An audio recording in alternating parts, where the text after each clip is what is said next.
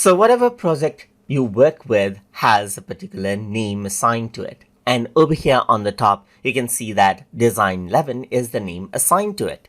But if you have a lot of designs, then it becomes hard for you to recognize which design means which. So you may want to go ahead and then rename out your project so that it's easily recognizable.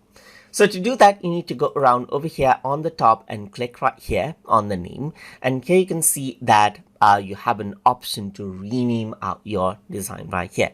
So if I were to go around and click on rename, then this is what you have, as you can see. And then you can rename out the project to, let's say, for example, travel project right here, just like this. So you can go around and rename it. And as you click on it, you can see that this is now the new name of this project.